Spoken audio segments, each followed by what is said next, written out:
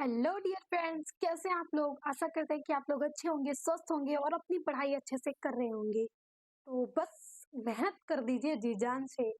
आपके पास बस मेहनत ही तो एक हथियार है आपकी मंजिल तक पहुंचने का। आप अगर मेहनत करते रहेंगे तो मंजिल भी आपके से मिलने के लिए बेकाबू हो जाएगी और वो आपसे मिल के ही रहेगी।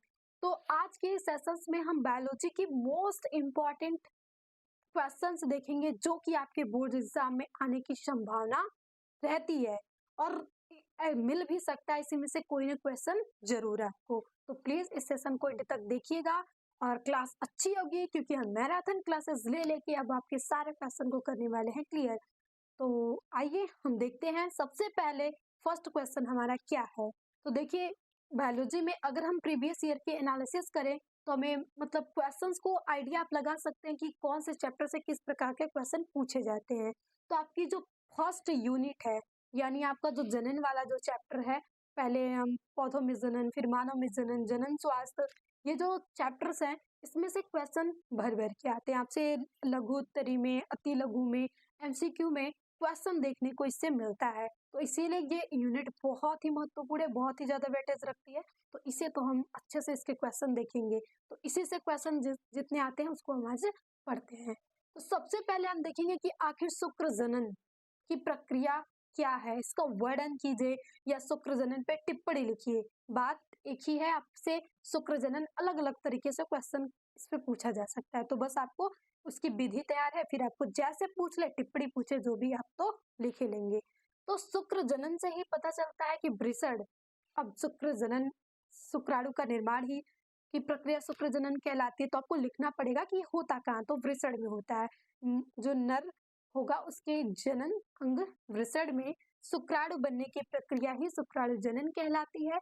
और ये प्रक्रिया निम्न चरणों में पूर्ण होती है। और ये चरण है गुणन प्रवस्था, वृद्धि प्रवस्था और परिपक्वन प्रवस्था। तो सबसे पहले फर्स्ट ऑफ ऑल हम देखते हैं कि गुणन प्रवस्था क्या है।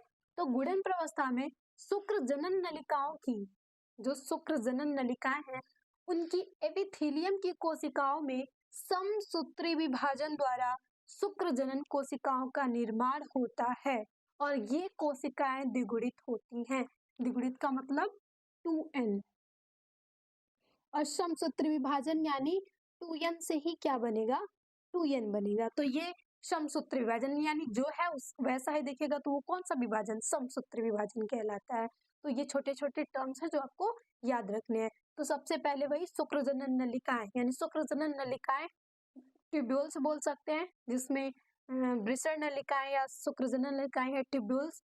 और ये वृषण, दो वृषण होते हैं, तो एक में 250 और दूसरे में 250, यानी कुल मिला लें तो एक स्वस्थ मनुष्य में जो नर होगा उसमें 500 ट्यूबुल्स अगर हैं तो शुक्राणुओं का निर्माण अच्छे तरीके से हो सकता है। अब उसके बाद हम देखेंगे वृद्धि प्रवस्था, यानी यहाँ पे शुक्र कोशिकाओं का निर्माण हो चुका है। अब यही कोशिकाएं आगे क्या करेंगी, वृद्धि करेंगी। तो आपको इन्हीं इसी वर्ड को लिखना है कि शुक्र जनन कोशिकाओं में अब वो वृद्धि कैसे करेंगी, तो उन्हें चाहिए पोषक पदार्थ। तो पोषक पदार्थों को संचित कर करके अपने आकार को क्या कर लेती हैं, बड़ी कर लेती हैं। जैसे कि हमें होते हैं फैटी फूड खा खा के हम भी बड़े हो जाते हैं। इसी तरीके से ये कोशिकाएं भी है, कोशिकाएं तो बढ़ती हैं, फिर कोशिकाएं भी आकार में क्या हो गई, वृद्धि हो गई। अब आकार में वृद्धि हो गई तो इन्हें एक नया नाम दे दिया जाता है। तो वो नया नाम क्या है, स्पर्मेटोसाइड। और याद रखिए जो स्पर्मेटोसाइड होता है वो 2n होता है, ये हमेशा 2n ही होगा। क्योंकि आपसे एमसीक्यू करके क्वेश्चन आते हैं कि स्पर्मेटोसाइड है वो कैसा होता है, अगुणित द्विगुणित कैसा होता है, तो आपको याद रखना है द्विगुणित होता है यानी 2n होता है। फिर उसके बाद आप आ जाएंगे परिपक्वन प्रवस्था पे। आखिर ये बन गया है, बड़ा हो गया, तो अब इसे मैच्योर भी तो होना पड़ेगा। जैसे कि बहुत ही हमारी, मान लीजिए लड़कों की कैसे हाइट होती है, बहुत कम समय में लंबे हाइट हाइट तो उनकी बढ़ जाती है। तो क्या वो हो गए पूरे एडल्ट, नहीं, उनकी हाइट बढ़ जाती है यानी वृद्धि प्रवस्था खत्म। अब हाइट बढ़ने के बाद फिर उनमें एडल्ट मतलब कैरेक्टर आते हैं, यानी वो एडल्ट होगा, तो उसके में भी कुछ समय लगते हैं। तो उसी तरीके से ये भी है। तो फिर इसमें हम देखते हैं कि परिपक्वन प्रवस्था में क्या होता है। तो परिपक्वन प्रवस्था में होता है विभाजन, और विभाजन ही होके हमारे शुक्राणु का क्या होता है, निर्माण होता है। तो सबसे पहले ये जो प्राथमिक स्पर्मेटोसाइट है यानी इससे जो बना वो इसमें यूज हुआ, अब इसमें जो बना वो इसमें यूज होगा। तो प्राथमिक स्पर्मेटोसाइट में अर्धसूत्री विभाजन यानी 2n से n n यही कहलाता है आपके पास अर्धसूत्री विभाजन होता है। और अर्धसूत्री प्रथम विभाजन से द्वितीयक स्पर्मेटोसाइट या द्वितीयक शुक्राणु कोशिकाएं बनती हैं और ये होती हैं अगुणित, सॉरी अगुणित मतलब n, केवल n, तो हम बोलेंगे अगुणित है।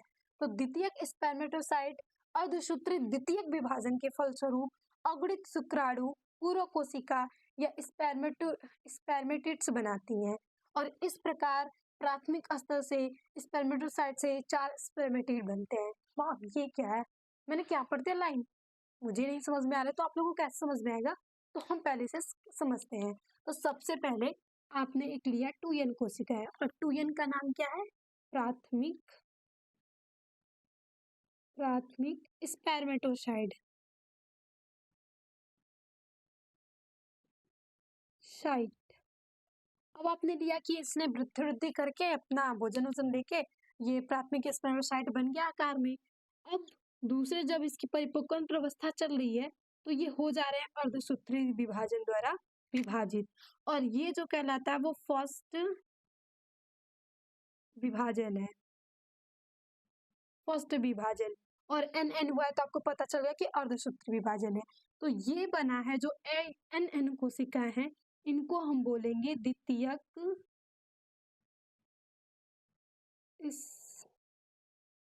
स्पर्मेटोसाइट। ये बन गई द्वितीयक स्पर्मेटोसाइट। और देखिए द्वितीयक स्पर्मेटोसाइट अर्धसूत्री द्वितीयक विभाजन के फलस्वरूप बनती हैं। अब ये जब बन गया तो ये फिर अगेन आपका क्या होगा, यहाँ से अर्धसूत्री विभाजन ही होगा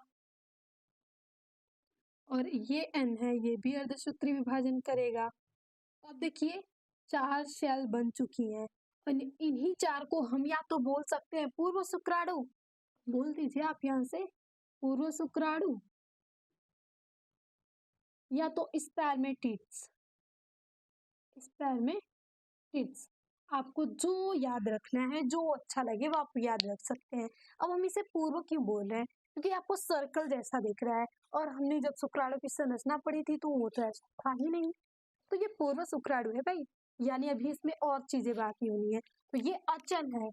अब यहाँ पे शुक्राणु का जो स्थानांतरण होता है उसमें परिवर्तन जब आता है वो वृद्धि करके तो इस तरीके का बन जाता है, हमने देखा था ना ऐसे इस तरीके का। यानी एक प्राथमिक स्पर्मेटोसाइट से एक स्तर से आपके पास 4 शुक्राणु बनते हैं, ये 4 स्पर्मेटिड्स बनते हैं। तो ये अचल है और ये चल है।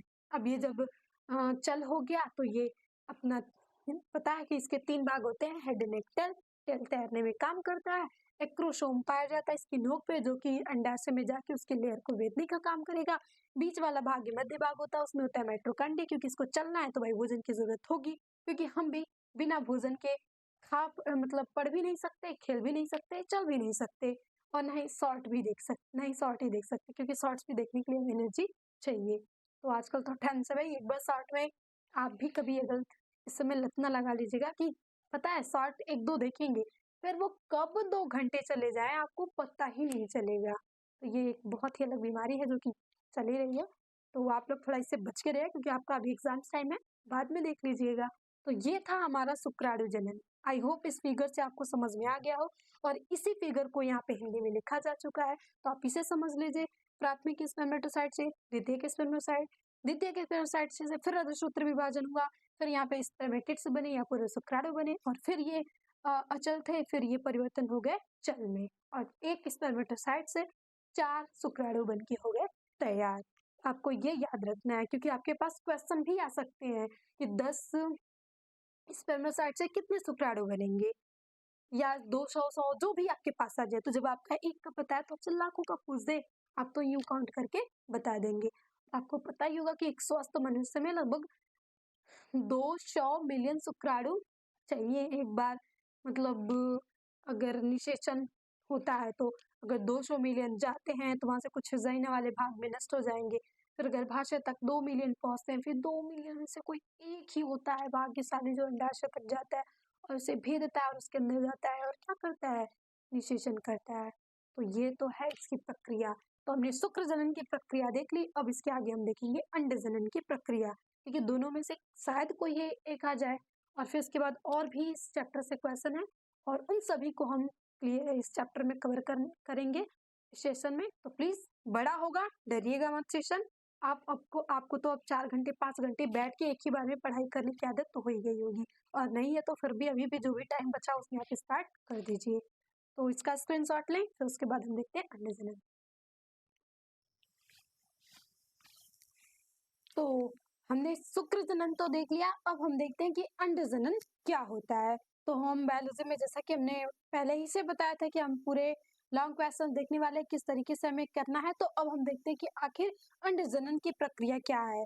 और देखिए ये इतने इंपॉर्टेंट है कि कोई ना कोई प्रक्रिया आपको जरूर इसमें से पूछी जाती है। तो अंड जनन हो गया, शुक्र जनन हो गया, आपको तैयार करके ही जाना है।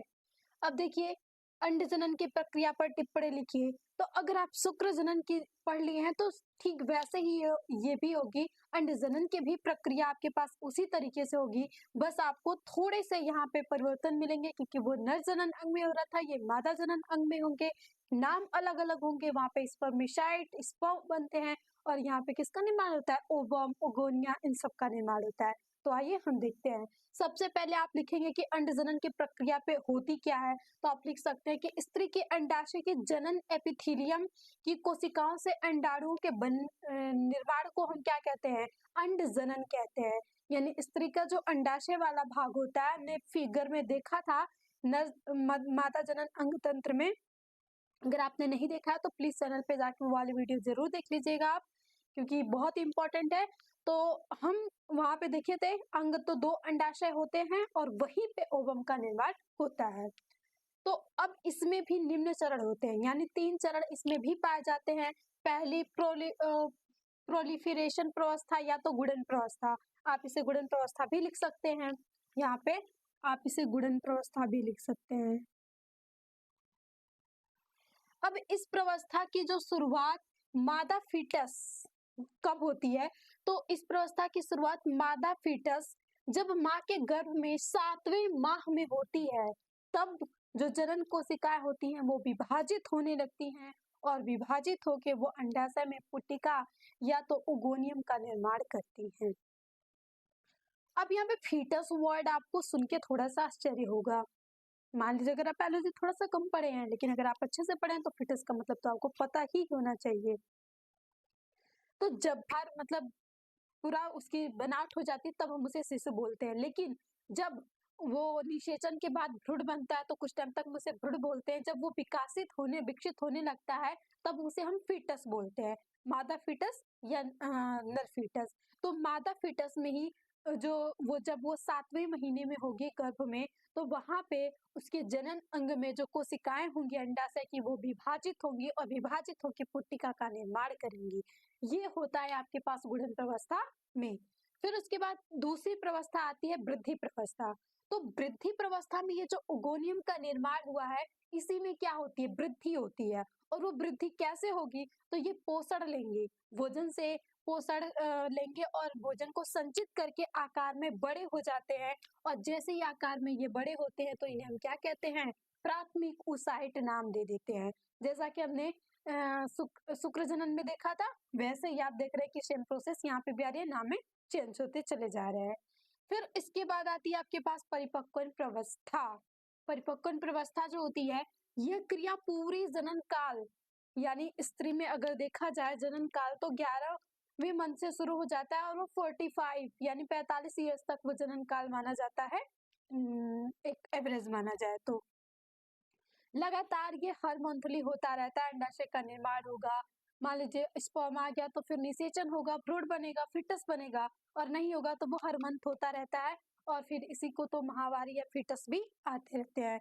तो प्राथमिक ओसाइट्स में प्रथम अर्धसूत्री विभाजन होता है। अभी आप ये थोड़ा सा लाइनें पढ़ लीजिए, फिर हम इसे फिगर से समझते हैं। प्राथमिक अर्धसूत्री विभाजन होता है तो बड़ी कोशिका द्वितीयक ओसाइट तथा छोटी प्रथम ध्रुविकाएं कहलाती है। यानी जब यहाँ से अर्धसूत्री विभाजन होगा तो वो 2 सेल बनेगी, एक थोड़ी बड़ी होगी आकार में, एक थोड़ी छोटी होगी, तो बड़ी को हम द्वितीयक ओसाइट्स बोलेंगे और छोटे को हम प्रथम ध्रुवी काय बोलेंगे। फिर उसके बाद यह विभाजन अंडोत्सर्ग से पहले होता है, यानी ये अंडोत्सर्ग से पहले होता है प्रथम अर्धसूत्री विभाजन। फिर दूसरा अर्धसूत्री, सॉरी यहाँ पे सब नहीं रहेगा, दूसरा अर्धसूत्री विभाजन अंडवाहिनी में, यानी फैलोपियन नलिका जो होती है या फैलोपियन ट्यूब होता है, वहां पे अंडवाहिनी में अंडोत्सर्ग के बाद ये प्रक्रिया होती है, द्वितीयक वहां पे अर्धसूत्र विभाजन होता है और जिसके फलस्वरूप अंडाणु तथा एक द्वितीयक ध्रुविकाय का निर्माण होता है। यहाँ पे द्वितीयक ध्रुविकाय लिखा गया है। अब शायद आपको ये सारी हिंदी पढ़ के तो आपने सर पकड़ लिया हो कि ओह ये क्या लाइन है, मुझे समझ में तो बिल्कुल भी नहीं आया। तो प्लीज अब उसके बाद ये लाइन पढ़ने के बाद अब आप हम आते हैं कि आखिर हम किस तरीके से आसान भाषा में याद रख सकते हैं। सबसे पहले 2n कोशिका हो गई आपके पास, इसे आप जनन कोशिका बोल सकते हैं। एक सिंपली नाम दे तो आप इसे दे देंगे जनन कोशिका, नाम दे दिया आपने। अब ये क्या करेगी, समसूत्री विभाजन करेगी। ये हमेशा एक ही नहीं बहुत सारी एपिथेलियम होंगी और वो जनन कोश मतलब समसूत्री विभाजन करके यहाँ से ओगोनियम का निर्माण करती रहती हैं। ये जो 2n आप बना रहे हैं इसका जो नाम है यही है ओगोनियम, ओगोनियम। अब ये जो ओगोनियम होते हैं यानी यहाँ तक की जो आपकी प्रवस्था है वही है गुणन प्रवस्था, गुणन प्रवस्था, जिसे प्लोरिफिकेशन प्रवस्था बोलते हैं या गुणन प्रवस्था बोलते हैं। अब ये जो ओगोनियम है, यहाँ पे आप एक ओगोनियम ले लेंगे। अब ये ओगोनियम क्या करता है, थोड़ा सा वृद्धि करता है और वृद्धि करके ये बड़ा सा बन जाता है। ये 2n जो हो गया बड़ा हो गया, तो यानी ये आ गए यहाँ पे वृद्धि करके। तो जब ये बड़ा हो जाता है तो इसको हम नाम देते हैं प्राथमिक oocytes, oocyte, प्राथमिक oocyte नाम दिया जाता है। यानी जो ओगोनिया का निर्माण हुआ था हमारे जनन कोशिकाओं से, अब ये हैं भोजन को संचित की हैं और संचित करके इनका जो आकार हो गया थोड़ा क्या हो गया है, बड़ा हो गया है। जब ये बड़ा हो जाता है इसको हम एक स्पेशल नाम दे देते हैं, प्रथम oocytes हो जाता है। तो अब ये क्या करेगा, प्रथम oocyte से यहाँ पे जो प्रक्रिया चलेगी, यानी आपके पास ये 2n है। अब यहाँ से होगा फर्स्ट अर्धसूत्री विभाजन, अर्धसूत्री विभाजन पहला कौन सा होगा, फर्स्ट अर्धसूत्री विभाजन। तो यहाँ पे आपने देखा कि लिखा है कि बड़ी कोशिका द्वितीयक oocytes कहलाती है, यानी यहाँ पे आप एक थोड़ी सी बड़ी मान लीजिए एक छोटी बना लेंगे और एक थोड़ा सा आकार में आप बड़ी बना लेंगे। तो ये जो आपके पास है अर्धसूत्री यानी nn हो गया है, तो इसका जो नाम है ये आपके पास द्वितीयक oocyte है,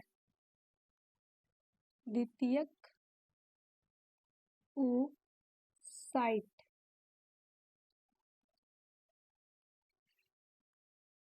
हमने 2 बार लिख दिया। ये द्वितीयक oocytes का निर्माण हो गया और ये होते हैं ध्रुविकाय, ध्रुविकाय। ये आपके पास प्रथम ध्रुविकाय होता है, आप यहाँ पे लिख सकते हैं फर्स्ट ध्रुविकाय। अब उसके बाद ये जो द्वितीयक oocytes है, फिर यहाँ से शुरू होता है आपके पास सेकेंड अर्धसूत्री विभाजन, अर्धसूत्री विभाजन। अब यहाँ से ये जो n कोशिका है ये अगेन फिर n और एक बड़े n में बनेगी और ये होगा आपके पास अंडाणु, और इस छोटे वाले को आप नाम दे देंगे सेकेंड ध्रुविकाय। तो ये होता है प्रोसेस पूरी आपकी। अब ये ध्रुविकाय क्या होता है, हमें तो मेन अंडाणु से निर्माण था तो अंडाणु तो एक ही बना, तो जो ध्रुविकाय होते हैं ना ये अंडाणु को पोषण देते हैं, तो इसीलिए ये भी बहुत जरूरी है। तो आपको सबसे पहले आपने जनन कोशिका ली, जनन कोशिकाओं में समसूत्री विभाजन हुआ, समसूत्री विभाजन से आपके पास किसका निर्माण हुआ, ओगोनियम का। तो ये ओगोनियम का निर्माण ही आपके पास होता है गुणन प्रवस्था में। फिर उसके बाद वृद्धि प्रवस्था आती है, तो जो ओगोनियम बने हैं वो ओगोनियम भोजन को संचित करेंगे, एकत्रित करेंगे और आकार में बड़े हो जाएंगे। तो इस प्रवस्था को हम कहते हैं कि ये वृद्धि कर रहे हैं, वृद्धि प्रवस्था हुई है। फिर उसके बाद शुरू हो जाती है परिपक्वन प्रवस्था, और जो आपके पास प्राथमिक oocytes का निर्माण हुआ है वृद्धि प्रवस्था में, वही अर्धसूत्री विभाजन करता है। और फर्स्ट अर्धसूत्री विभाजन करता है तो वो द्वितीयक oocytes और प्रथम ध्रुविकाय का निर्माण करता है। फिर जब वो सेकंड बार अर्धसूत्री विभाजन करता है तो वो द्वितीयक ध्रुविकाय तथा एक अंडाणु का निर्माण करता है, और यही है अंडजनन की प्रक्रिया। तो आई होप आपको ये अंडजनन की भी प्रक्रिया समझ में आ गई हो। तो प्लीज इसका स्क्रीनशॉट लें ताकि हम नेक्स्ट इंपॉर्टेंट क्वेश्चन देख सकें।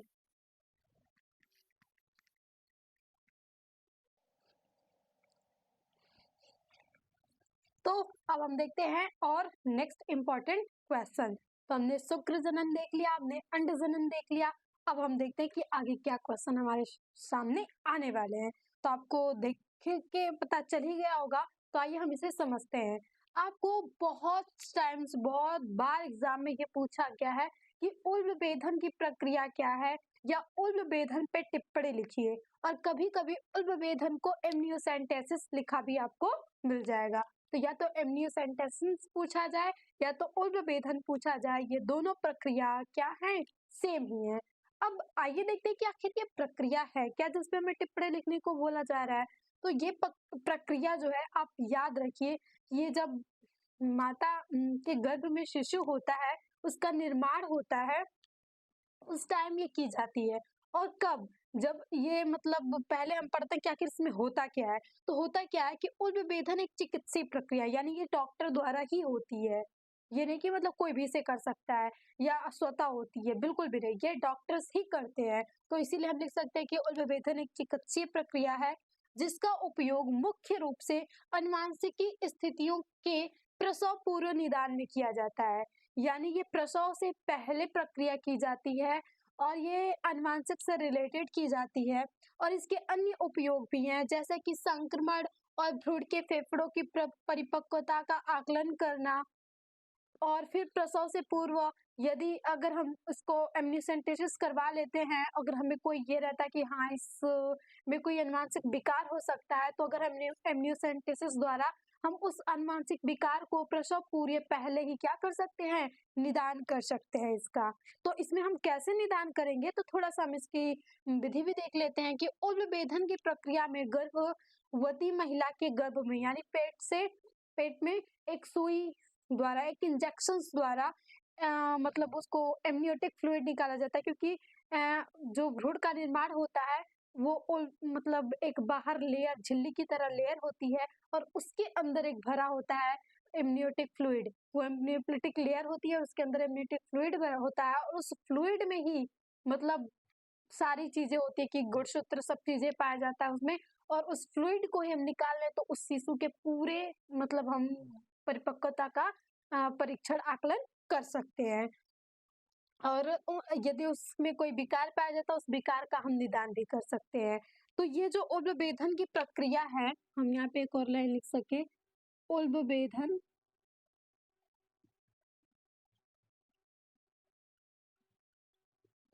की प्रक्रिया 15वें सप्ताह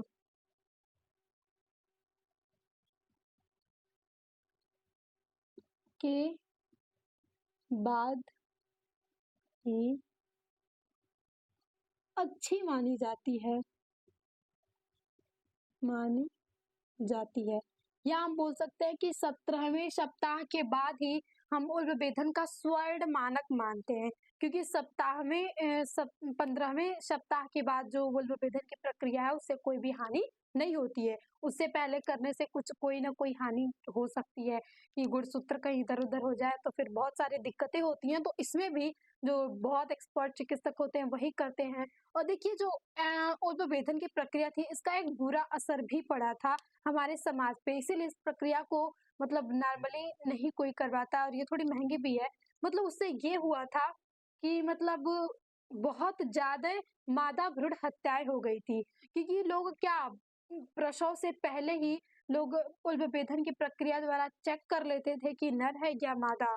और इसके लिए मतलब हमारे समाज, हमारे इंडिया में बहुत सारे मतलब नर तथा मादा में विभेद तो है ही, तो बहुत सारी मादा भ्रूण हत्या हो गई थी, जिसके कारण इस प्रक्रिया पे हमने मतलब सरकार ने थोड़े रोक भी लगाए हैं।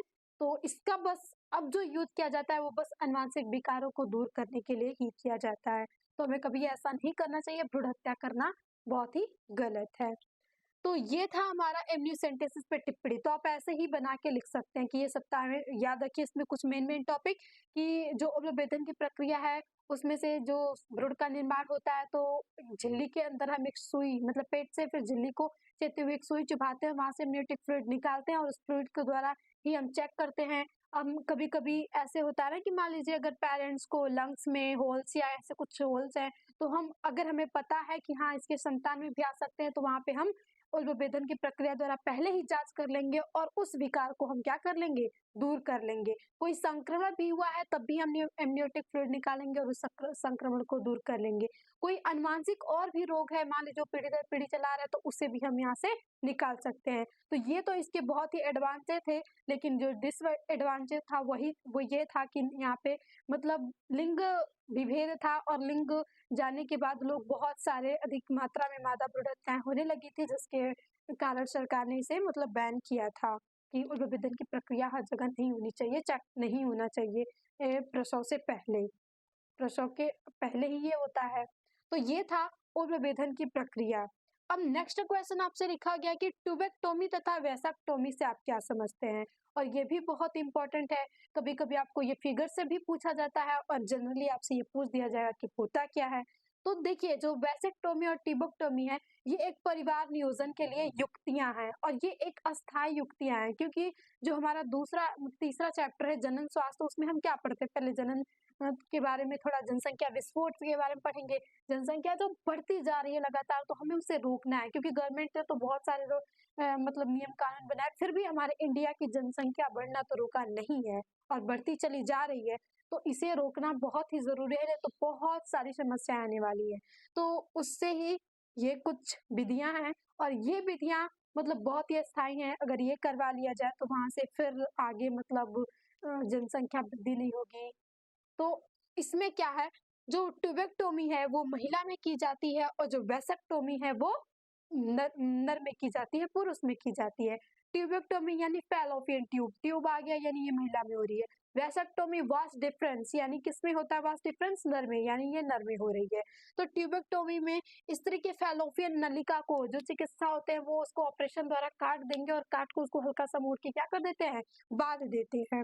और इससे क्या होगा कि जो अंडाणु है फैलोपियन नलिका तक नहीं पहुंच पाएंगे। फिर मान लीजिए वहां से निषेचन की क्रिया को बंद करवाना चाहते हैं, हमारा उद्देश्य यही है।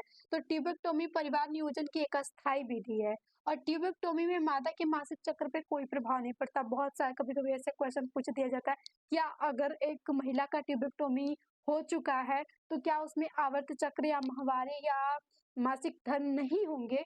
तो ये नहीं, क्योंकि तो ये होंगे, ये क्या होती है, गर्भाशय की दीवारें जो होती हैं, वहाँ पे अगर निषेचन नहीं आता, भ्रूण नहीं आता है, तो वो हर मंथली वही टूट के मतलब रक्त के रूप में फ्लो होती हैं, तो यहाँ पे वो होता रहेगा, मासिक धर्म पे कोई भी प्रभाव नहीं पड़ेगा।